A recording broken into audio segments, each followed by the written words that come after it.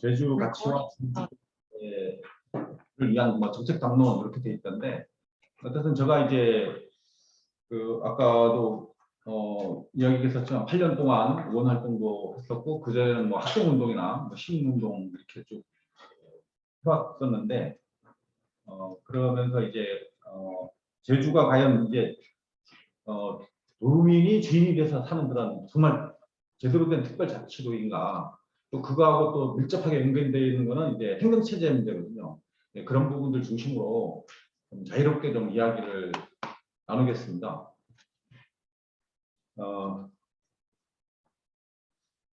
여러분들 이제 다 아시겠지만 2006년 7월 1일 이제 제주특별자치도가 출범했잖아요. 그래서 뭐 특별자치라는 이름을 붙이긴 했는데, 우리 도민이나 이제 정치인들에게 정말 제주도 특별자치 맞아? 이렇게 했을 때 오케이 할 수 있는 사람, 그 퍼센트는 과연 몇 명이나 될 것인가, 이런 부분에서 많이 의문을 가질 거예요. 그리고 뭐 웬만한 시민단체에서는 뭐 문익분인 특별자치도 이렇게 얘기를 많이 하는데, 우선 저는 이제 그 제주의 지방자치 요거 관련해서도 이제 하다 보니까 조금 공부를 했는데, 간단하게 그 제주의 지방정치 역사를 좀 살펴보고, 또 이제 과연 특별자치도인가, 그리고 또 이제 제주가 정말 미래지향적으로 발전하기 위해서는 어떤 행정체제, 그리고 주민들은 어떤 참여 제도가 필요한지, 이런 것들을 저 나름대로 이야기를 좀 오늘 나눠볼까 합니다. 우리가 해방된 이후에 이제 이승만 정권이 들어섰잖아요. 이승만 정권이 미국에서 공부를 해가지고 미국 공부했던 것들을 거의 그대로 적용을 시켜서 이제 국가를 운영했는데, 그래서 초반에는 이제 읍면 단위의 뭐 면의원, 읍의원 이렇게 해서 이제 지방자치를 했습니다. 이승만 정권이 하다가 이제 박정희 정권이 이제 쿠데타를 일으켜가지고 하면서 전면적으로 뭐 통일되기 전까지는 지방자치 없다, 뭐 이런 식으로 이제 특별법 같은 걸 만들어가지고 아예 이제 지방자치는 없어졌어요. 그래가지고 지금으로 말하는 행정자치부 장관이 도지사, 뭐 군수, 뭐 이런 분들을 이제 임명하는 체제로 쭉 암울한 역사가 계속되다가 이제 87년 6월 항쟁 때 이제 호원 철폐 독재 타도, 그래서 이제 직선제 요구가 고물처럼 일어났잖아요.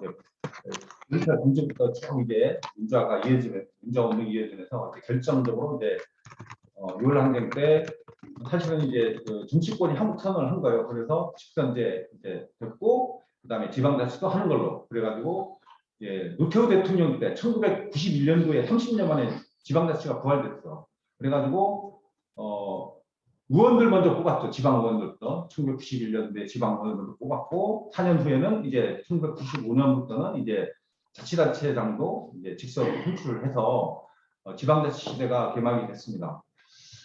이제 한국의 지방자치 아직은 굉장히 이제 밑바닥 수준이라고도 볼 수는 있지만, 우리가 이제 그래도 많이 저는 지방 자치 많이 발전했다고도 또 일면으로 보기도 해요. 아직도 고쳐야 될 점 많지만, 그러지만 이제 지속적으로 부족한 점은 있지만 계속 가야 된다. 너희들은 뭐 정치할 권리가 없어, 무식해, 이러면서 자꾸 시민들이나 뭐 지방 의원들이나 이제 자치단체장한테 권력 안 주고 중앙에서 다 해먹으면 결국은 몇십 년 후에는 그 정권도 그렇고 그 나라는 붕괴됩니다. 민주주의가 파괴되는 거죠. 그래서 부족하지만 자꾸 권력을 내려줘야 돼요. 네. 본인 스스로가 이제 할 수 있게끔 이제 도와주고 클 때까지 기다려주고 이렇게 해야 되는 거예요. 그래가지고 이제 제주도도 이제 1991년부터 이제 쭉 아까 말씀드렸듯이 이제 뭐 도의원 뭐 4개 시군이었으니까 4개 시군 무원 이렇게 해서 등장하고 이제 쭉 오다가 어떤 일이 벌어졌냐면, 이제 노태우 대통령께서 이제 취임을 했어요. 근데 이제 우리가 거의 대부분은 이제 소위 말해서 집권당 여당 쪽이 계속 이제 좀 됐잖아요. 물론 이제 그 이승만 정권 위에 뭐 진보당이라든가 뭐 이게 김보선 등등 이렇게 잠깐 있었지만, 대부분은 이제 그 권력이 계속 이어지고 쿠데타하고 또 정권 잡고 이렇게 여당이 계속 이어지는 형태의 정치 흐름이 계속 됐었어요. 김영삼 대통령 같은 경우도 이제 야당이었는데 이제 합당해가지고 대통령이 된 케이스고, 이렇게 하다가 그래도 이제 약간 야당이라고 할 수 있는 대통령은 이제 김대중 대통령하고 노무현 대통령이잖아요. 네, 이제 이렇게 하는데 이 상김 시대에서도 상당히 이제 그 유명한 정치인들이 이제 정치를 주도했는데 동서 갈등이 예, 굉장히 심했어요. 영남훈화. 지금도 뭐 여기는 파란물, 저기는 빨간물, 뭐 이런 식으로 거의 됐잖아요. 그래서 노무현 대통령이 뭐 여러 가지 훌륭한 점도 있지만 이제 이 동서 갈등을 해소해 보겠다. 그리고 노무현 대통령은 부산 지역에서 그렇게 막 떨어지고 막 그렇게 해도 계속 막 자치단체장도 나오고 이렇게 해서 이제 민주당이잖아요. 예, 그래서 이제 그런 동서 갈등의 그 뿌리를 좀 끊어보자 이런 생각도 많이 있었던 대통령이에요. 그래서 균형 발전 이런 것들도 좀 고민했었고, 그래서 이제 한 게 뭐냐면은 대통령 산하에 행정체제 개편위원회 이런 걸 만들었어요. 예, 만들어가지고 이제 어떻게 할 거냐 이 동서 갈등. 옛날에 뭐 영문학 간에는 뭐 막 시집장가도 안 갈 틈을 들어서 막 하고 이제 막 이런 갈등이 심각했어요. 그래가지고 이런 부분을 어떻게 할 거냐 하다가 이제 행정체제 개편위원회도 만들면서 이제 이게 너무 강조한 거는 이제 지금 17개 시도 됐지만 16개 시도가 너무 이게 이렇게 나눠져가 뭐 전라 남북도 광주까지는 뭐 이렇게 하고 막 이렇게 뭐 부산 전남 어떻고 이렇게 하다 보니까 안 되겠다. 이거를 전국을 개편을 해보자 행정체제를. 우리는 이제 우리가 이제 그 광역자치단체가 있고 그다음 기초가 있잖아요. 네, 요거 2계층으로 되어 있는데 이걸 단층화시켜 버리겠다는 거예요. 그래서 영원한 발전 없이 되려면은 전국을 한 50개, 60개 정도의 아예 시로 딱 하나로 해버리고 이런 광역도는 없애버리자. 단층으로 돼버리는 거죠. 이런 거를 해보자고 구상을 한 거예요. 그 당시 노무현 대통령 하나의 행정체제 개편위에서 이 논의를 했고, 요거를 이제 국회의원들하고도 막 야당하고도 협상을 했어요. 그러니까 다 야당도 다 동의를 한 거야. 그래가지고 이제 결국은 그러면 50만에서 100만 정도의 한 50개 시로 다 쪼개놓자. 그래서 뭐 전라 남북도 이런 거 다 없어지는 거죠. 그렇게 하기 위해서 가장 시범적으로 할 때가 어디예요? 네. 제주도입니다. 제주도가 모든 게 시범 페이스로 가잖아요. 해가지고 가장 적당하다 해가지고 제주도를 그러면 4개 시군을 폐지해서 하나로 묶어서 뭐 50만, 60만 정도의 이게 단일 시로 단일 특별도 이런 형태로 해서 가보고 좀 시행착오를 이제 좀 겪고 좀 정비한 다음에 전국으로 확대하자. 이게 여야가 다 합의된 상황이에요. 노무현 대통령 때. 그래가지고 뭐 지금 전제 조건은 아니라고 하지만 이걸 전제 조건으로 깔면서 특별자치도 너네 뭐 3단계를 가지고 3단계에서는 연방 수준의 특별자치도 해주겠다. 그러니까 우리말 들어라 이렇게 하면서 전제 조건을 이걸 깐 거예요. 4개 시군은 없어서 특별도를 해야만이 이게 특별자치도를 해주겠다. 그래서 권한을 주겠다. 이렇게 지금 한 거예요, 사실은. 그래가지고 그 당시에 김태환 이제 도지사 시절인데 김태환 지사님도 라든가 그 도지사들은 뭐 이제 선거 끝나면 뭐 여러 가지 그때도 검찰이 힘이 강할 때니까 너 선거법 위반한 거 우리 지금 다 잡고 있어. 막 이렇게 아무것도 많이 하다 보니까 태국미지라든가 뭐 이런 부분에 상당히 좀 어떻게 보면 정부의 말을 많이 들을 수밖에 없는 이게 단체장이었어요. 희곡미지 문제도 그렇고 이것도 그래가지고 이제 정부가 요구하고 또 이제 뭐 해주겠다고 하니까 이제 이걸 주도적으로 이제 그러면 4개 시군을 없애는 그때 앞장선 거죠. 그래가지고 이제 2006년 7월 1일 이제 특별자치도가 시작됐지만 2005년에 전국 처음으로 주민투표를 한 겁니다. 예. 그래서 말도 안 되는 이제 혁신안은 뭐냐면 4개 시군을 다 없애서 특별 들어오는 거는 이제 혁신안, 혁신적인 거다. 뭐 이렇게 하고 기존의 4개 시군을 그대로 유지하면서 살짝 좀 내용을 보완하는 거. 이거는 점진안으로 못을 박아버린대요. 그래가지고 점진안하고 혁신안하고 이게 2개 안을 내놔가지고 이제 막 찬반 주민투표운동도 하게끔 하고 이런데 사실 그 김태환 지사님을 비롯한 이제 공무원들이 이제 관건선거, 불법선거가 너무너무 심했습니다. 사실. 이제 저는 이제 우리 강원희 선생님이랑 같이 있는 이제 주민자치연대 그 당시 이제 주요 간부였는데 우리가 이제 주민자치연대는 이제 정진안 기준안대로 가야 된다. 무슨 소리냐? 특별히 민주주의 훼손되고 그래가지고 이제 정진안 찬성단체로 등록해가지고 선거운동을 열심히 했고 그 당시 JC 제주 청년회의소 이쪽이 그쪽 이제 약간 관변단체처럼 해가지고 그 혁신안 찬성단체로 등록해가지고 이제 맞짱 뜬 거죠. 그래가지고 뭐 시민사회는 이제 주민자치단체를 중심으로 이제 풋뿌리 민주주의를 지키는 정진한 이렇게 노력을 하고 이제 대표단체는 주민자치단체. 그 다음에 또 뭐 약간 관변이라든가 이게 그 관하고 연결되면서는 이제 제주 청년회 JC가 이제 해가지고 이제 선거운동을 이제 하고 막 이제 돌아다니고 그랬죠. 저도 그 당시에 KBS 선거관리위원회 주관하는 KBS 그 이제 공영 TV 토론에 제가 2번 나갔을 때 그 당시 50만 원 줬는데 50만 원은 준 거는 다 반납. 그렇게 해서 이제 뛰었는데 그 당시 이제 시민사회 쪽에서는 이제 이제 30% 33%인가요? 30% 이상이 돼야 투표가 유효니까 보이콧 해보자. 아니 하지 말자 이런 주장도 많이 했어요. 근데 그 지금 저 오세훈 지금 시장 됐지만 그분도 이제 무상급식 관련해서는 이제 주민투표 막 하다가 이제 서울 시민이나 좀 급식 쪽에 분들은 보이콧 운동을 했잖아요. 그래서 투표를 무산시켜가지고 돼버리니까 이제 시장직을 이제 그만뒀는데 우리 같은 경우도 이제 시민단체 내에서는 이제 계속 보이콧 하자라는 주장도 있었지만 이 대표단체인 주민자치단체에서는 뭐라 이제 민주주의는 투표에서 이루어지는 건데 우리가 스스로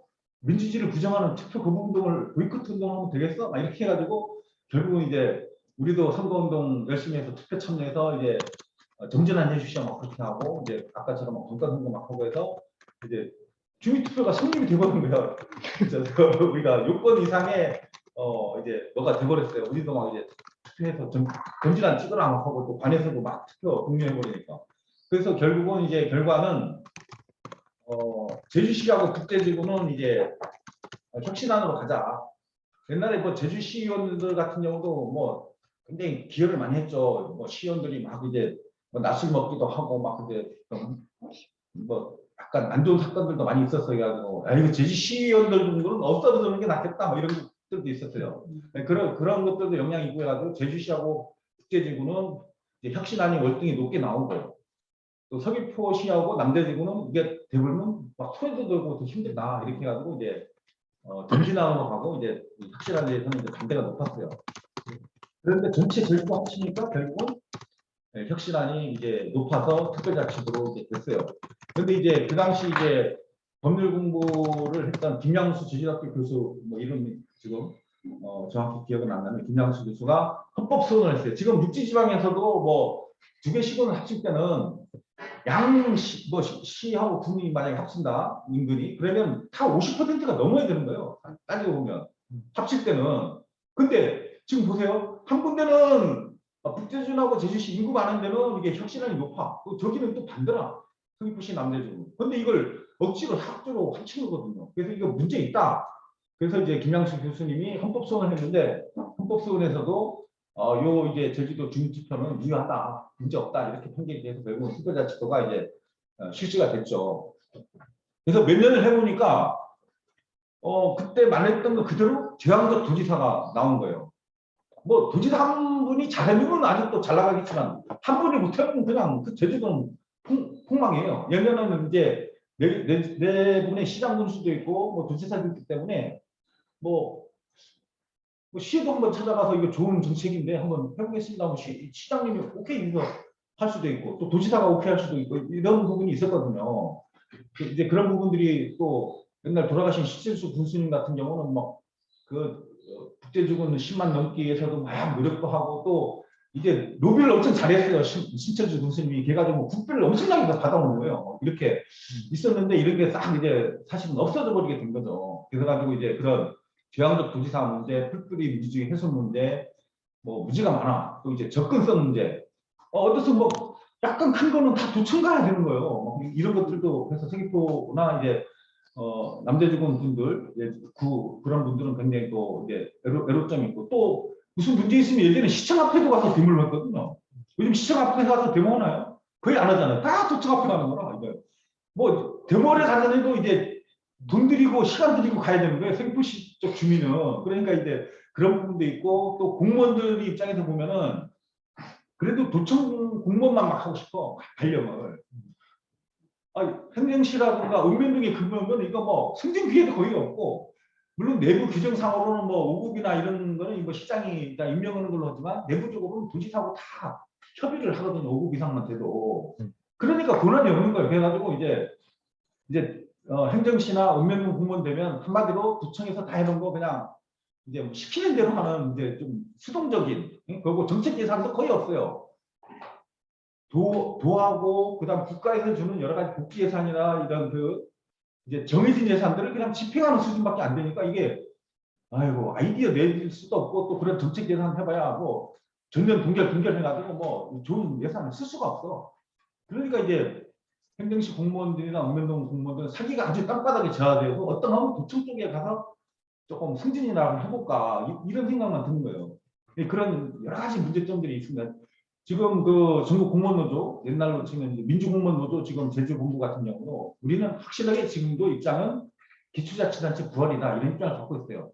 지금 뭐 제주시장시장도 옛날부터 조금 기초자치단체 부활해야 된다 이런 뭐 이제 원칙을 고수를 하고 있는 상황이고 이제 그런 상황으로 이제 몇 년 되다 보니까 이게 행정체제 문제가 계속 선거 때마다 보여주는 거예요. 그래가지고 우금민 지사가 민선 5인가요? 그때 이제 보니까 동의정서로 보니까 핵심이 이게 행정체제가 문제인 거예요. 그래서 이제 기초자치단체를 사실은 부활하겠다. 이게 여러 번 선언을 했어요. 선거 공약으로. 예, 그래가지고 이제 당선이 됐습니다. 사실 되니까 이제 그리고 막까지는 했었는데 슬슬 바꾼 거예요. 이제 기초자치단체 부활이라는 게 영상으로도 돼 있고 뭐 언론 보도도 많이 하고 그래가지고 도민들이 많이 몰아준 거예요. 사실 지사님한테. 그래가지고 당선이 됐으면 그걸 해야 되는데 해보니까 제왕적 도지사가 좋거든. 굳이 내가 왜 권력을 내려놔야 돼? 이런 생각도 들고 또 이제 뭐냐면 뭐 정부 설득하기도 좀 어려운 것도 조금 있었고 막 그러다 보니까 이제 계속 빠끗하는 거예요. 그러다가 뭐 허준해야 되겠고 그냥 국민들한테 거짓말이니까 그래가지고 이제 우금민 지사도 행정체제 개편위원회 이런 걸 만든 거예요. 무슨 뭐 교수들, 뭐 전문가들, 뭐 시민단체들 이렇게 모아가지고 왜 해볼 거냐 연구 좀 해봐라 이렇게 해가지고 결국은 내놓은 안이 옛날 고충석 전 총장님 등등 뭐 이런 분이 위원장도 많이 했었어요. 그래가지고 나온 안이 행정시장 직선제라도 하자 이런 안이 나왔어요. 근데 이제 의회에서는 좀 아니다 해서 뭐 부결도 됐고 뭐 계속 제자리 걸음이 지금 오래되고 있어요. 지금 부위에 지금 안도 행정시장 직선제를 주요 골자로 하는 정부 개정안이 올라왔잖아요. 근데 이제 지금도 이제 그 행정시장 직선제라도 하자 해서 안이 올라가니까 행정자치부에서는 이거는 우리는 받기 어렵다 이렇게 지금 된 상태고 그래서 그 전에 또 이제 이런 문제가 막 논란이 되니까 문재인 대통령도 제주도 와서 대통령 선거 공약으로 무수히 공약을 했습니다. 그 중에 다른 건 빼고 이 특별자치도 관련해서는 이제까지 조금 미지는 게 있다는 걸 인정하고 그 원래 취지대로 자치화분권을 획기적으로 강화하게끔 하고 거의 너네 만든 안은 거의 다 들어주겠다 이런 식으로 공약을 많이 했습니다. 그리고 자기결정권 너네가 뭐 4개 시군을 다시 부활하든 뭐 무슨 특별도로 가든 뭐 어떤 선언든 자기결정권을 주겠다 이런 선언도 여러 번 했어요. 근데 지난번에 의회관 때도 이런 얘기를 했는데 그러면 그 대통령이 선거 공약을 지금 이해가 안 하고 있습니다. 문재인 대통령이. 그리고 대통령 산하에는 그런 뭐 아까처럼 행정체제 개편위원회 같은 데라든가 뭐 균형발전이라든가 이 소관 그 위원회도 2개나 있는 걸로 알고 있어요. 근데 지금 대통령이 그렇게 공약했으니까 점검해가지고 특별법을 바꾸던가 해서 그 이제 공약상을 이행하도록 노력을 해야 되는데 그거 대통령도 안 하고 그 산하위원회도 안 하고 그 다음에 문제는 그런 공약을 했으면 도지사는 그걸 낼름 받아먹어가지고 이제 정부 개정안도 내고 이런 것들에 대해서 선진적인 안을 가지고 이제 정부 입법을 하도록 노력을 했어야죠. 원희룡 지사 아무 노력도 안 했습니다. 그리고 원희룡 지사 지금 재선이 돼가지고 하고 있는데 그 초선 때도 이 행정체제 개편에서는 전혀 관심이 없어요. 계양국 도지사가 너무 좋아했는지 이게 저는 정말 훌륭한 도지사 대통령이라고 하면 권력을 자꾸 밑으로 가게끔 해서 풋뿌리 민주주의가 강화되고 주민자치 역량이 강화돼서 도민들에 의해서 국민들에 의해서 정치가 되는 그런 시스템을 만드는 대통령이나 도지사가 훌륭하다고 보는데 이건 꽉 잡으니까 뭐 놀 생각도 안 하고 제도 고칠 생각도 안 해요. 그 대통령이 그런 많은 공약을 했으면 잘 됐다 해가지고 공약사항인데 좀 해주십시오. 국회의원도 많잖아요. 이제 지금 다 여당인데. 그러면 충분히 뭔가 바꿀 수 있었는데 아무 노력을 안 했습니다. 재선된 다음에도. 정말 문제예요. 그 다음에 두 번째는 국회의원도 지금 세 분의 이제 민주당 국회의원들이 있는데 아까처럼 대통령 공약사항 왜 이행 안 하냐. 얼마든지 이제 의정 질문도 할 수 있고 국회에서 이렇게 하면서 이제 안 되면 의원법이라도 하고 이렇게 할 수가 있어요. 근데 그런 부분들 노력 조금 했는지 안 했는지 모르겠어요. 거의 안 했습니다. 예. 그럼 대통령도 문제, 도지사도 문제, 국회의원도 문제. 그보다 제일 막내격인 도의회에서가 이제 임기 막판 돼가지고 그래도 특별법 전무 개정하고 뭔가 좀 해보자. 이게 지금 안을 내놓은 거예요. 기특하긴 하죠. 근데 지금 왜 도의회가 이거 나설 문제입니까 이거? 그래가지고 도의회는 그런 권한도 없어요 사실은. 그럼 이제 안을 만든 다음에 도지사는 이런 법률 개정 요건이 있어요. 얼마든지 있고. 그다음 국회의원은 또 입법할 수 있는 권한이 있고. 도의원들은 결의안 정도 내는 게 정부나 이런 데 할 수 있는 거예요. 그러면 어떻게 해서 정부 개정을 하겠다는 겁니까? 이제 이 안을 잘 만든 다음에 뭐 국회의원들을 이렇게 설득해가지고 의원법이라도 좀 해보겠다 이런 건데 지금 상당히 지금 이게 거의 이제 이 제주도의 이런 행정체제나 이제 주민자치 시대를 어떤 주민주권 시대를 맞는 정말 혁신적이고 국민이 자치 역량을 키우기 위한 이런 중요한 이 특별법 개정이나 이제 중요한 부분들 이거 지금 아무도 손 안 대고 겨우 의회나 조금 하고 있는 게 이게 얼마나 한심스럽습니까? 그거. 그런 말씀을 좀 열내면서 말씀드렸고요. 그래서 앞으로 이제 그럼 제주는 어떻게 가야 될 거냐 이런 부분에서 좀 이야기를 해볼 건데 저도 뭐 이제 시민단체나 이런 뭐 의원할 때도 이제 행정자치위원회를 이제 2번을 하거든요. 이제 부대에 2년, 이제 집대에도 2년 이렇게 해서 이런 쪽에 또 관심도 많고 또 제가 뭐 실은 이제 환경도시위원회나 이런 데도 가고 싶었거든요. 환경 쪽에도 제가 많이 하니까. 근데 환경도시위원회 저를 안 보내줍니다. 무소속이나 문제동이나 하니까 힘없는 거니까 강력식 가면은 거기 그 개발 사업들 웬만하면 다 막아본다. 일당 열 정도로 이제 말빨도 세고 완전 깡다고 세가지고 꼼짝 못한다 해가지고 민주당에서도 저를 안 보내주고 뭐 지금 국민의힘도 저를 안 보내줬어요. 해가지고 조금 그 다음 단계인 행정자치위원회 이렇게 보내줘가지고 무색해서 많이 네, 방금만 해도 되나? 여기 보건복지 교육위원회로 교육위원회까지 갔다 왔잖아요. 뭐 교육위원회는 뭐 제가 2년 동안 이제 나름대로 또 아이들에 대한 관심이 많으니까 이런 행정체제나 이제 이런 풀뿌리 민주주의 뭐 이런 거를 얘기하면 저는 이제 많은 학자들도 마찬가지지만 이제 스위스의 사례를 많이 들어요. 스위스에 대해서 조금 짚고 넘어가야 될 것 같아요. 스위스의 집가가 이제 스위스하면 이제 딱 붙는 닉네임이 직접 민주주의 이렇게 딱 붙는 나라입니다. 아시죠? 이게 스위스는 1848년도에 연방 정부를 이제 만들었는데 대부분의 정책 결정을 직접 투표로 결정합니다. 직접 투표. 그리고 이게 기초자치단체 이런 분들은 막 2박 3일 그 주민총회를 열어가지고 거기서 뭐 예산, 사업 이런 거 다 통과시키고 잔치처럼 합니다. 네.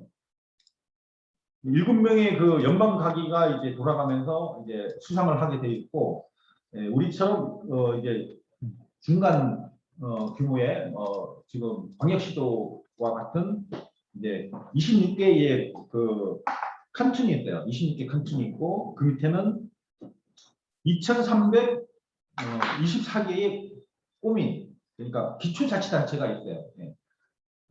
여기에서의 평균 주민수는 3,500명. 우리나라는 얼마일까요? 기초자치단체, 왜 제주도는 이제 행정시됐지만 육지는 있잖아요. 예. 한국의 평균은 이게 22만 명입니다.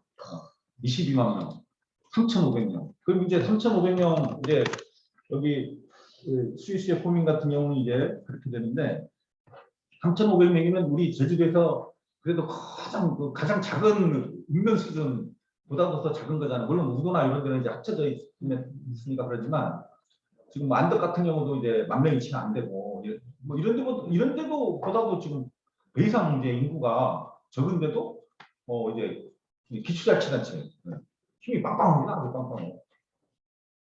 이제 스위스를 총괄적으로 살펴보면 뭐 정부 신뢰도 2015년 한눈에 보는 OECD 이쪽에 보면 이제 정부 신뢰도 뭐 1위, 그다음 세계 행복국가 뭐 1위, 뭐 유엔 보고서, 유엔 행복 보고서에 의하면 2015년도에 뭐 세계 경제 포럼 2014-15에서 글로벌 경쟁력 보고서 국가 경쟁력 6년 연속 1위. 네. 그다음에 2014년 인구 대비 최다 특허 수령 국가. 실업률 3%, 1인당 GDP는 8만 3천 불. 세계 경제 2위예요. 2019년 기준으로. 이런 나라인데 진짜 그 직접 민주주의를 하면서도 이게 가능할까? 근데 사실은 직접 민주주의하고 이런 것들이 그 국가나 이제 이런 자치단체의 정책 신뢰도나 이런 걸 높여가지고 이제 모든 것들이 잘 흘러가게끔 만든다는 거예요. 우리는 뭐 이 갈등이 엄청 많잖아요. 네, 우리나라 갈등병이 이런 뭐 개별과 개인 뭐 그런 것도 있지만 이제 어떤 뭐 시민단체 간에 뭐 사회적 갈등이 엄청 갈등병이 심한 나라예요. 근데 이제 그래서 국민의 의견을 철저히 듣는 거예요. 국민의 의견을 철저히 듣고 그다음에 국가는 그걸 가지고 실행을 열심히 합니다. 그러니까 국민의 의견이 거의 다 반영되고 그거를 집행부는 신고권처럼 실행을 열심히 하는 겁니다. 그러니까 뭐 국민과 정부 간의 신뢰도가 안 높을 수가 있겠습니까? 국가가 안 발전할 수가 있겠어요. 세금 잘 안 낼 수가 있겠어요. 뭐 이러다 보니까 계속 선진국으로 가고 행복지수도 높고 이렇게 되는 거예요. 조금만 더 얘기를 하면 이제 이런 직접 민주주의가 잘 돼 있는데 그러니까 국가 단위의 국민 투표도 엄청 무수해버리고 뭐 1년에 막 10번 막 하거든요. 그 무슨 비용 그런 거 따지지도 않아요.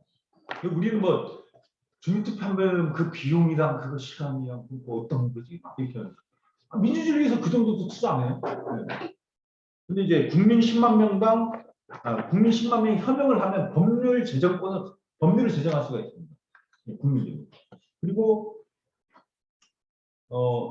위에서 만든 그러니까 국회에서 만든 법률이 마음에 안 들면 국민들이 5만 명 서명을 받아. 예. 그러면 이제 국민 투표를 하게 돼요. 그래가지고 저 법 폐기해보자 하면 폐기돼 버려요 법이. 국회의원들 만든 법 아무런 종이장처럼 5만 명 정도 모이면 아웃시킬 수도 있다는 거예요. 그만큼 이제 직접 민주주의 이런 것들이 발전했다는 겁니다. 그런데 제가 그 옛날에 지금 뭐죠? 기본소득이 지금 굵어지고 있는데 제주에도 뭐 기본소득을 위한 무슨 모임 같은 것도 있는 모양인데 스위스가 이제 그 2016년 6월 5일인가 국민투표를 했어요. 기본소득제를 도입하는 부분과 관련해서 국민투표를 했는데 만 18세 이상 성인에게는 월 300만 원을 준다. 그리고 청소년 이하는 월 76만 원의 기본소득을 준다. 이걸 국민투표에 붙인 거예요. 결과는 이제 부결됐습니다. 왜 세금을 더 넣을까봐 뭐 그런지 몰랐는데 이제 월 300만 원이면 이제 뭐 상상을 초월하는 금액이잖아요. 우리나라는 이제 이거 가지고 뭐 놀고 먹어도 어디 회여행도 다 갈 금액인데 여기는 아까처럼 지하주택가 8만 3천 불이니까 이런 정도가 나오는 거예요. 그래서 이제 우리는 꼭 스위스를 닮을 수는 없죠. 네, 그렇지만 우리가 많이 봐야 된다. 특별자치도라고 하고 또 정말 이제 아직도 우리는 지방자치, 풀뿌리자치 이런 직접민주주의 가려면 아주 멀었어요. 아주 멀었어. 아직도 이제 중앙정부나 이제 그 집행부의 힘이 워낙 강하고 의회나 이제 주민의 힘은 약한 그런 지방자치를 하고 있습니다. 자, 그러면 이제 본격적으로 다시 돌아와서 그럼 행정체제 개편 어떻게 할 건가? 아직도 이제 뜨거운 감자고 아마 내년 지방선거도 또 쟁점이 될 가능성은 높습니다. 그러면 행정시장 집단제 지금 이건 아니라고 봐요. 지금 행정시장들 2년 정도 하다가 그만둘 때쯤 되면 다 그만둡니다. 행정시장 이거 안 된다, 필요 없다 이런 분들이 이제 막판에 안동훈 시장님은 어떻게 말하고 갈지 모르겠습니다만 이제 이분들이 행정시장 해보니까 도청에 과장만도 못한 거예요. 도청 과장만도 못하다. 이건 무슨 나왔던 얘기예요. 네. 아니 시장이 도청에 과장만도 못했는데 그러면 그 밑에 일하는 공무원들은 어떻겠습니까? 일은 맛이 안 나는 거예요. 행정시장 직선제는 아니다. 헐 바에는 오히려 4년을 보장하는 런닝메이트제가 훨씬 나아요. 제가 보기에. 이건 법으로 보장된 건데 런닝 매치는 지금 안 하고 있습니다. 지금 원유름 지사께서도 지금 오히려 뭐 그냥 저 선거 끝나면 자리를 많이 나눠줘야 되거든요. 네.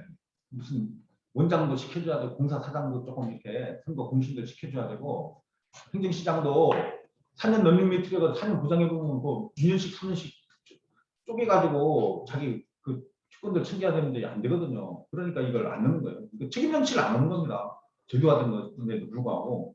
저는 행정시장 직선제는 우회에서 지금 뭐 안으로 나왔지만 이거 총대를 내는 일이 아니고 지금 문재인 대통령은 무슨 행정시장 직선제 마냥 시큰 거 그거 해주려는 것이냐 그거 말고 뭐 의원대각제가 됐든 뭐 아주 더 선진적인 거 갖다 해도 다 들어주겠다 이렇게 공약을 한 사람입니다.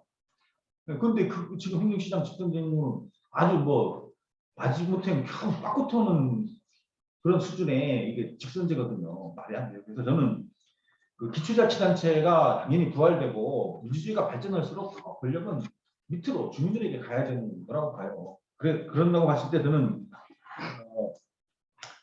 그 기초자치단체는 부활돼야 되는데 그럼 4개 시군처럼 부활될 거냐 이런 부분에서는 뭐 이왕 행정체제도 행정처로 바뀌었거니까 저 생각으로는 이제 지금 국회의원 선거구 정도의 3개 정도의 기초자치단체가 부활되는 게 좀 바람직하지 않겠냐.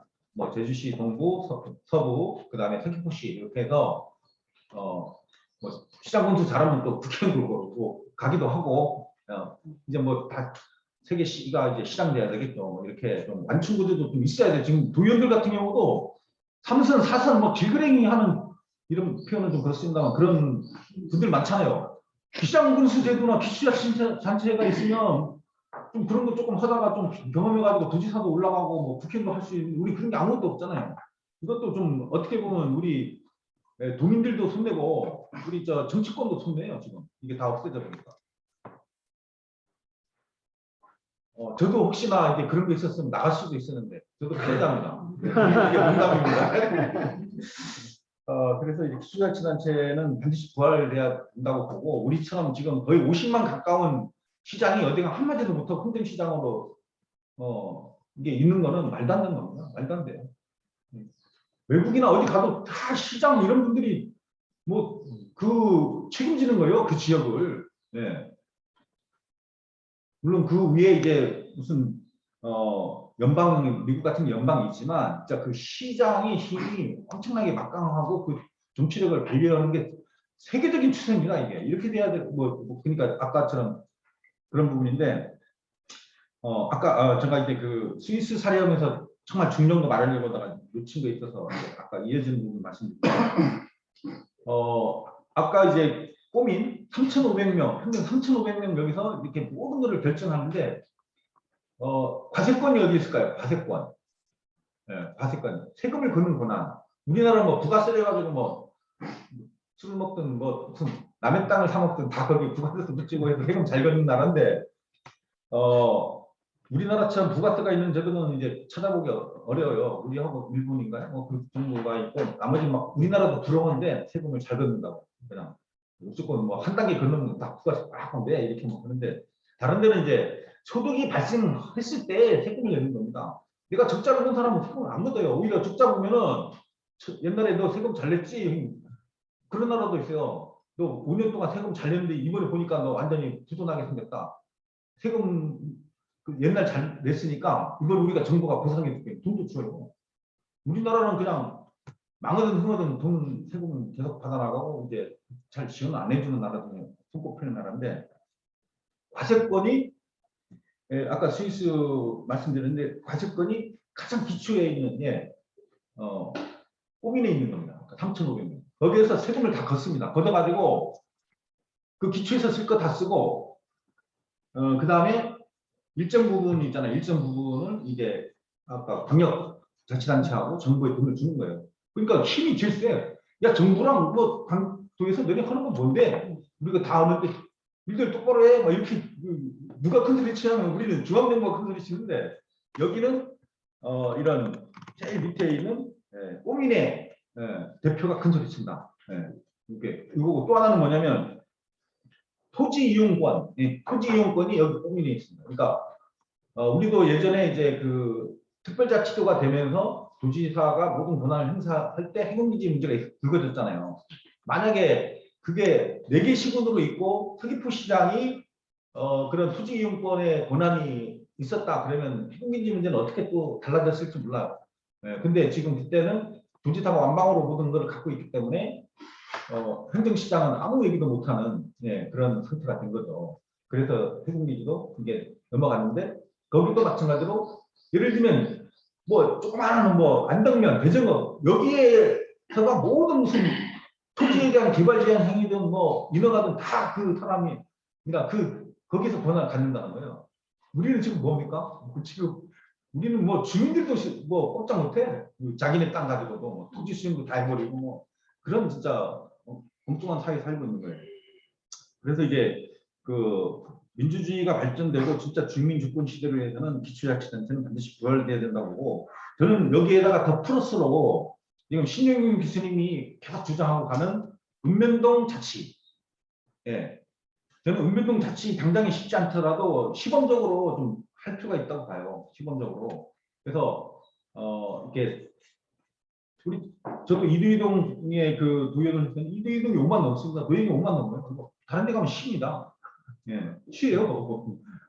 지금 이제 43개 읍면동을 하는데 지금 6월 통합을 하거나 좀 확인해야 되는데 이게 또 너무나 시끄럽고 어려운 문제입니다. 이거 지금 뭐 일동 같은 경우나 이도 일동 여기는 또 10,000명도 안 되고 뭐 지금 그런데 동사무소가 있고 뭐 이제 굉장히 이제 근데 이게 그 읍면동을 이제 완전히 또 정리해가지고 하나로 이렇게 좀 효율적으로 바꾸기 굉장히 어려워요. 제가 이도이동 그쪽에 도연하면서도 그뭐 아라동하고 이제 이도이동하고 토지개발 되면서 이제 그쪽에 그 도로는 쫙 나오면 저 위에는 아라동인 줄 알았는데 보니까 또 이도이동이고 또 이 도로 밑에는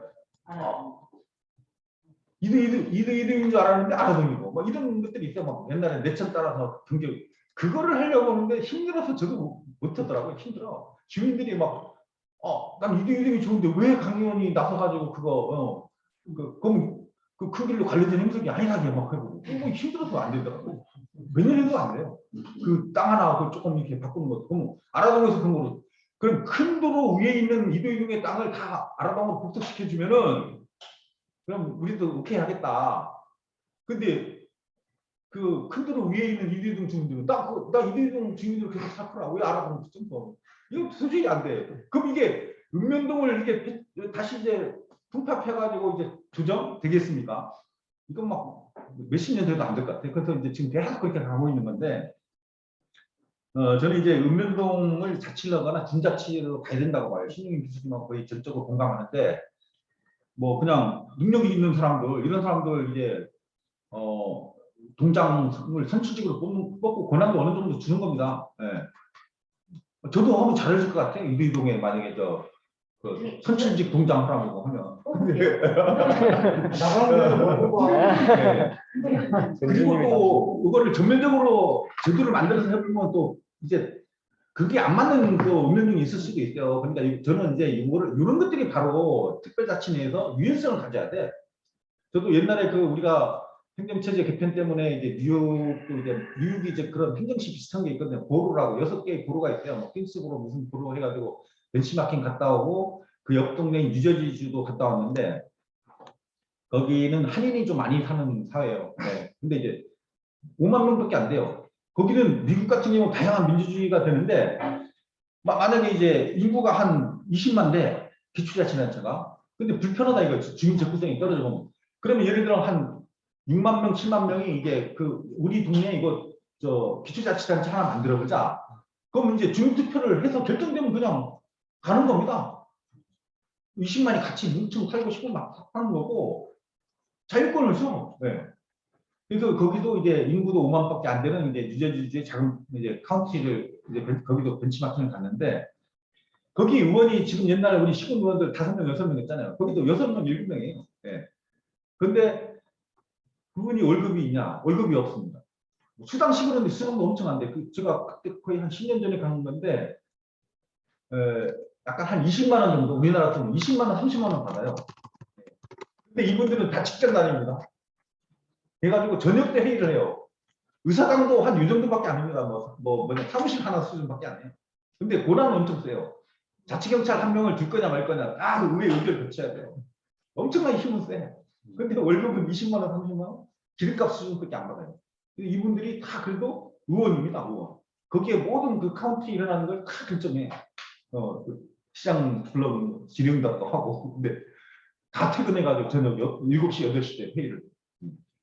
그러니까 이제 지금 우리가 제주도 같은 경우가 뭐 주민자치위원회 제도가 있잖아요. 이제 이 부분이 이제 아직도 굉장히 이것도 문의뿐인 주민자치위원회인데 지금 권한이 더 강화된 지금 뭐 융합 프로그램 하나 정도 심의 뭐 의결하고 나머지는 뭐 다 이제 그 자문 정도 수준으로 돼 있거든요. 어떻게 보면 거의 다른 자생단체보다는 이제 조금 권한은 엄청나게 많이 이제 부여는 해놨지만 뭐 다른 자생단체 이상을 막 벗어나지 못하는 수준으로 좀 돼 있습니다. 안타까운 부분이죠. 그래서 제가 우회 막판에도 이제 주민자치대학 뭐 여성대학도 있고 무슨 세무대학도 있는데 왜 주민자치대학이 없나 제주도에 그래가지고 주민자치대학을 이제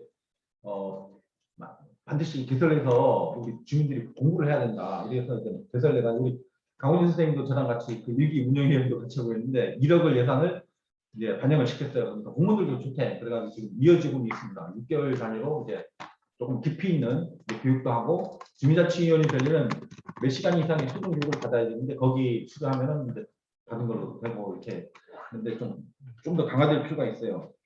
그래서 어떤 데는 또 아까처럼 이제 그 뭐 프리로 주민 중에 누구나 분담 분출 이렇게 할 수도 있고 또 어떤 데는 그것도 됩니다. 공무원 중에서 그러면 뭐 이거는 지금 이미 많이 하고 있습니다. 이제 공무원 중에서 동장을 써라, 묵장을 써라 공모를 합니다. 네, 예를 들면 공모해가지고 그럼 서너 명이 나와요. 나오면은 뭐 우리 같은 경우 KCTV가 됐든 JIBS가 됐든 이런 데서 TV 토론도 한두 번 정도 하고 그래서 주민들이 다 주민투표까지 하면 좀 그게 맞는데 주민투표 안 하더라도 뭐 여론조사 같은 거 해도 되잖아요.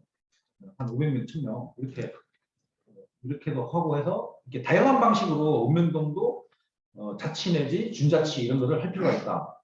우리 그 제주같이 신정치인데 제주같이는 박사 이상의 그 학력을 가진 그 분들이 많습니다. 그 중에 모 박사께서는 시간 많이 알고 박사님 누구냐? 그분은 저 누구냐면 이름은 그냥 근데 그분은 이게 읍면동 자치가 아니고 리단위 자치를 하는 게 맞다 이렇게까지 주장합니다. 리단위 지금 리단위 향약이 있거든요. 그래서 다양한 향약에 의해서 마을총회도 하고 이게 지금 가장 그래도 이주주 시대 말기부터 있었던 풋뿌리 민주주의 기초고 옛날에는 이 향약에 의해서 만약에 뭐 고기 잡으러 나갔다가 뭐 이제 아버지가 돌아가셔 보이거나 뭐 아니면 뭐 화재가 나서 이제 식구들이 다 엄마 아빠가 다 죽고 고아가 있다면 그 향약에 의해서 아이들을 키웠습니다 옛날에 그런 공동체가 제주도는 많이 살아 숨쉬고 그런 것들이 많이 이어졌죠.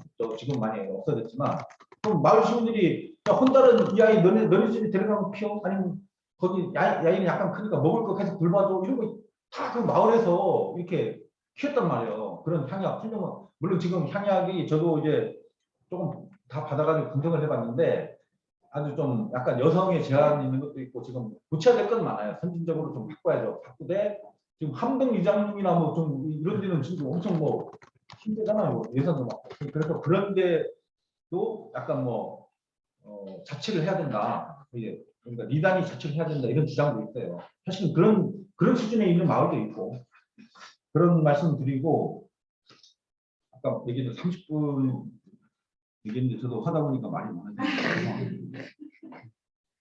그리고 아까 그 도민의 자기 결정권 이거는 이제 제가 얘기하고 넘어가야 되는데 대통령 공약이기도 하고 지금은 행정체제를 바꾸려면 도시사가 행정자치부 장관에게 우리 이거 바꾸큼에 어떤 주민투표 허기가 해줍시다 이렇게 하면 승낙이 나야 그다음에 투표를 하는 겁니다. 이거 진짜 이거 자기 결정은 있는 겁니까?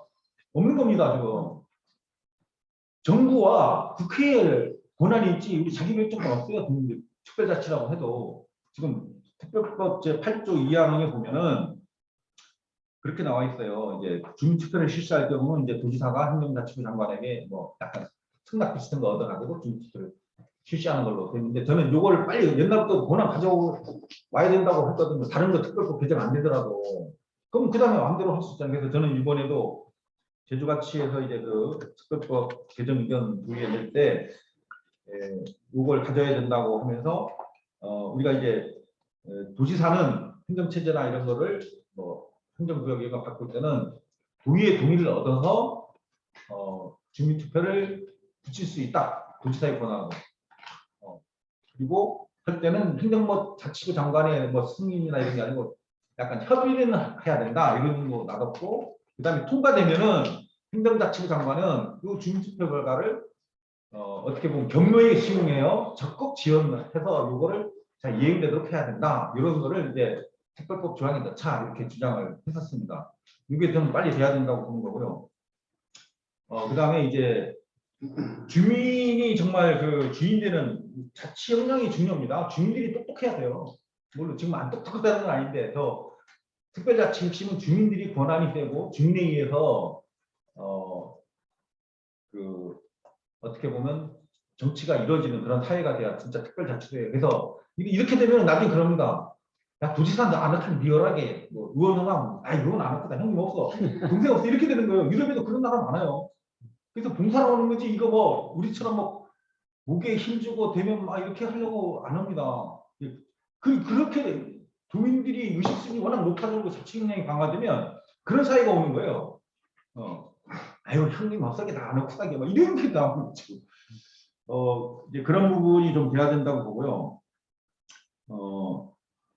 그러려면 저는 이제 그 두 가지만 말씀드리고 끝낼 건데 하나는 물론 이제 이렇게 중자치대학을 만드는 어른들도 교육을 해야 되지만 어릴 때부터 교육을 시켜야 돼요. 어릴 때부터 어린이 차세대 뭐 의회, 청소년 차세대 의회 이런 걸 만들어 민주주의 교육도 시키고 의회도 강연에 막 한번 뭐 도청 공무원이나 지사님한테 질문도 해보고 이렇게 하면서 해야 돼요. 제가 작년에 그 아라 청소년 의회가 제가 그 담임 선생 역할 같은 걸 맡으면서 학생들 한 15명 정도 이제 그 아라 청소년 의회를 할 때 제가 배지도 다 만들어주고 명함도 다 만들고 이제 그냥 진짜 의원 비슷하게 제가 다 했어요. 그래서 개원식도 하고 의장도 뽑고 분과도 다 구성하고 이제 의회 가서 이제 그때 이제 코로나가 좀 심해가지고 저는 원래 본회의장에서 모의 의회 같은 거를 해보려고 했어요. 이제 도청이 국장이나 과장도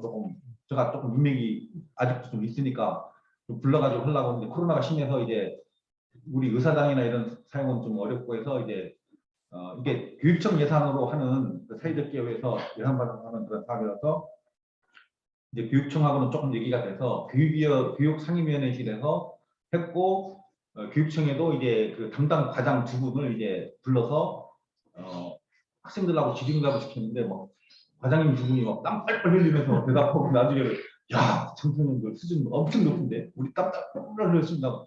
뭐 진짜 마이크 잡아가지고 뭐 질문도 엄청 하고 막 건의도 막 하고 해가지고 진짜 의원들보다 더 낫시다 막 이런 얘기까지 막 농담하고 막 하고 그랬는데 그렇게 하고 이분들 우리 학생들이 나중에 분과를 구성하고 또 다 의제를 발굴해서 이제 그 약간 건의서 형태로 다 의제화 시켜가지고 건의서를 만들어서 해가지고 지역구 의원은 고택수 의원님하고 그 다음에 동장님을 모셔가지고 이제 그뭐 도청이나 이제 행정시로 갈 거는 그쪽으로 동장님이 직접 해주시고 의원님이 할 거는 해주시오 해가지고 우리 그때 의제가 엄청 많이 나왔어요. 한 학생이 막 3개, 4개 하는 친구들도 있어요. 그래가지고 뭐 학교 앞에 뭐 이런 거 이렇게 해주세요 이런 것도 있고 그 다음에 아라동에 이런 문화유적이 있는데 뭐 이렇게 해서 뭐 벌칙을 하고 뭐 해야 됩니다 그런 거 하는 친구도 있고 그래서 뭐 또 그때도 그 구태순 의원님하고 동장님 오셔가지고 깜짝깜짝 놀라는 거라. 그래가지고 이제 나는 약간 의외도 있더라고 하니까 이제 그 의원들 다 설명도 하고 이제 해가지고 이제 전달식도 다 이렇게 하고 이제 그렇게 하니까 애들이 만족도가 엄청 좋아가지고 막 학부모들도 좋아가지고 막 쫓아가지고 막 사진 찍고 막 이렇게 막 그랬는데 학생들 우리가 이 정말 특별자치도 하기 위해서는 이제 기초부터 이 어린이들 청소년들 교육을 시켜야 됩니다. 우리가 이제 제주같이도 이제 2022년 지방선거가 있기 때문에 그쪽에 뭐 많은 이제 활동을 남은 기간 해야 되겠지만 끝난 다음에는 저는 이제 다른 데가 아니면 뭐요 우선 시민단체 쪽에서 하면 그쪽으로 양보하고 그러지 않으면 우리 제주같이에서 어린이 청소년 차세대 의회를 이제 제가 계속 하게 된다면 강력하게 추진해서 꼭 완전히 연료화시켜가지고 할 겁니다. 그다음에 하나는 우리가 참여예산자가 되고 있는데 저는 그 얘기도 무수히 했는데 이게 도민과 국민의 세금으로 이루어진 거거든요. 이때 국가나 자치단체 예산은. 근데 이제 이거 마치 도지사나 도의원 돈으로 생각하는 거예요. 그래서 막 거기가 뭐 복지든 뭐 자생단체도 가서 뭐돈 좀 주십시오 하고 뭐 예산 좀 주시고 막 빌고 빌 게 아닙니다. 이건 우리 돈이에요. 우리도. 예. 그러면 저는 이제 우리가 가용 자원이 뭐 제주도 지금 많이 늘어났으면 모르지만 뭐 4, 5천억 이 지금인데 이 4, 5천억까지 지금 아주 초보적 수준의 참여 예산을 하고 있어요. 뭐 마을에 뭐 조금 합시다 이런 수준인데 저는 사실은 풀로 4천억이나 5천억에 대해서 그 아까 스위스처럼 이제 의견을 다 드려야 된다고요. 아, 이 돈 이거 여러분에게 우리 국민들에게 받은 세금인데 어떤 잘 쓰시면 좋겠습니까? 무슨 공무원 인건비라든가 경상인건비는 뭐 걸어봐야 아무런 의미가 없으니까 그건 놔두고 가용자원 그러니까 우리가 정책 예산으로 쓰든 어디 모랑 쓸 수 있는 이런 가용 예산에 4, 5천억 이거 딱 풀어놓고 정말 좋은 아이디어 있으면 이거 5천억이라도 다 줄 수도 있습니다. 이렇게 해가지고 이제 정말 활발하게 국민들의 의견을 듣고 그 정보 있으면 그거 다 예산 줘야 됩니다. 누구 돈인데? 도민 돈인데? 빌 게 없습니다. 그래서 그런 제대로 된 참여 예산제가 만들어지도록 이게 돼야 되는 거예요. 근데 뭐 예산 만들어도 무슨 공청회 한 번은 안 하고 뭐 지금 제대로 설명도 잘 안 하고 그냥 이런 경우가 많은데 사실은 참여 예산 위원들도 있지만 우리 도민들에게도 예산을 철저하게 공개하고 공청회 같은 경우는 의견 수렴도 받고 그렇게 해야 발전하는 거예요. 자기 돈입니까? 그렇게 지금 공무원들도 그렇게 생각하는 분들도 갑질하면서 그런 분들 많고 우리 도민들도 꼭 자기 돈인데 자기 돈 아닌 걸로 인식하는 분 많아요. 뭐. 이런 거는 잘못입니다. 그래서 끝으로 아까처럼 진정한 참여 예산 문제하고 어린이 청소년 차세대 의회 이런 것들을 통해서 우리 이제 주민자치 역량이 강화되겠다. 우리가 더 주민되는 공부도 하고 그런 시스템을 잘 만들어서 한 발 한 발 가야 되겠다 이런 생각입니다. 죄송합니다. 짧게 하려고 했는데 배 이상 30분이 아니라 1시간 했습니다.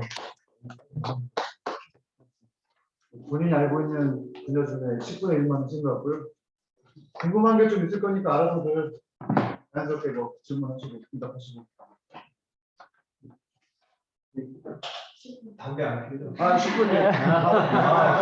그 이거는 5분 정도만 3분에서 5분 정도 휴식은 아니고 그냥 알아서 하는 거예요. 5분간 휴식하겠습니다.